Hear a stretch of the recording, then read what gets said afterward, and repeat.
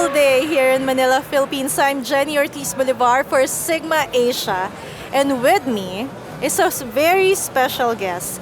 Of course, Roanna Jamir, the Client Services Manager of HCM Nexus. Roanna, thank you so much for being here. Thank you so much, Jenny, for inviting me here today to share my insight on the topics at hand. All right, so before we go into the topic, I want to ask you tell us more about HCM Nexus. Sure. HCM Nexus is basically a company that's been around for over 12 years. It is an HR and recruitment company, so we're a headhunting firm. But aside from that, we also are a third-party HR outsourcing company that also helps small, medium business enterprises handle their business, and we focus on the legality aspect of handling their HR together with their payroll. Aside from that, we also have learning and development, so we can come into a business and offer the services of a trainer or a skilled professional to train their staff. We can also customize trainings for our clients' needs.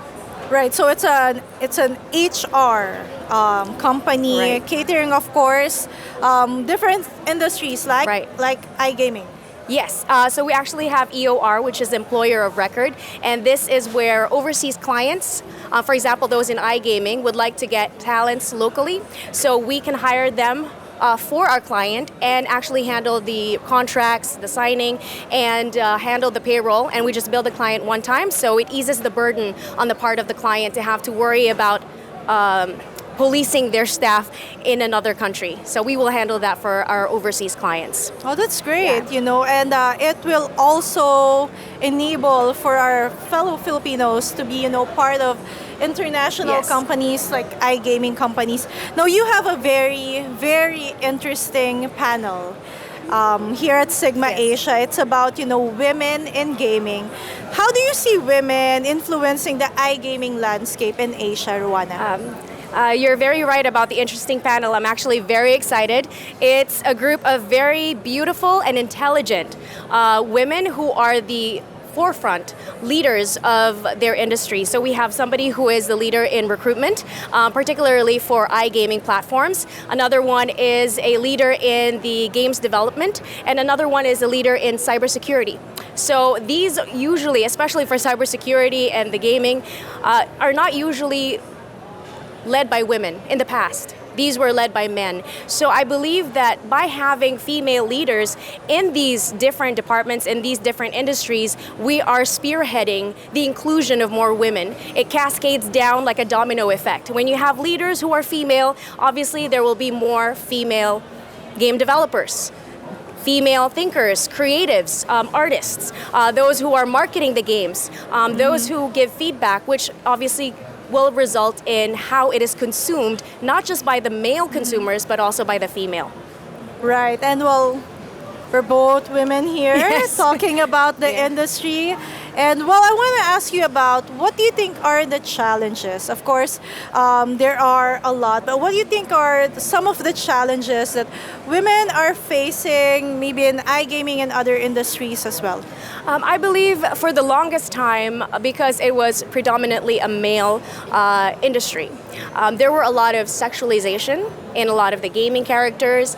For example, you have Tomb Raider. What is she known for? We all know what she's known for. Yeah.